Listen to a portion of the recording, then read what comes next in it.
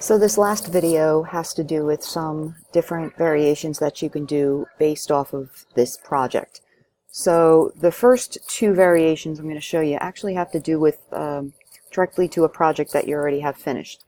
So quite simply, one of the things you can do is that you can take your layers and you can alter the size of them, making them a little crooked, just to create a little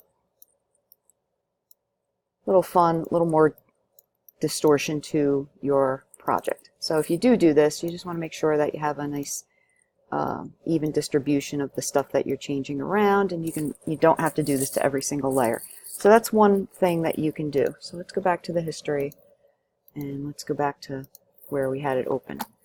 Another variation could be to revisit one of the effects that we already used, and that is the layers window and the layer styles. So you can click on one of your top layers and you can go to layer, layer style, and you can select some of these variations. So you can also double click on the layer and it'll take you to some of the options. So you can use a beveled edge if you feel like that's what you want to do. And you can bevel them up, you can put drop shadows on them, and it creates a sense of depth. So it'll create a nice look to your project where it looks like some things might be popping out at you. So that is definitely another option. So changing the size and moving them around, rotating them a bit. Another thing you can do is to put some of those layer styles on. So the next video has to do with actually changing some of these layers and doing some other things. So I'm going to just knock out, just make invisible some of these layers that I have on top. That's pretty good.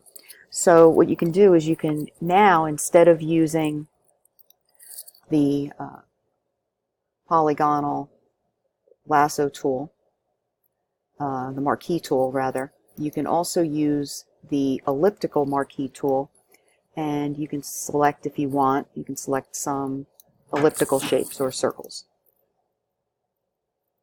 I'll give you a copy. So it's the same idea, but changing the shape. So you can add some circles, ovals to your project. What you can also do is, I just mentioned it by accident before, is that you can also jump to the lasso tool. You can make selections off of from the lasso tool. Make sure you're on the background, and you can make shapes like this. Let me just put a little filter on it real quick. So you can create shapes like that using the regular lasso tool. One of the most popular ones, kids like to do this, it looks like shattered glass, is to use the polygonal lasso tool and create shapes that might kind of resemble, like I said, explosions or shards of glass.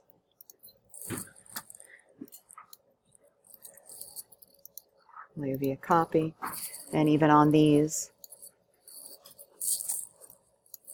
you might be inclined to put a layer style on it, such as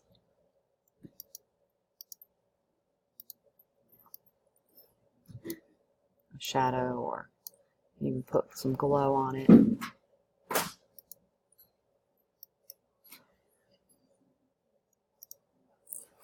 So yeah, some of these things actually start looking cool if you have a bunch of them going on. So those are a few different variations. If you come up with some more, you can feel free to share them with me. I'm looking forward to seeing what you guys do when you explore. So have fun with this project.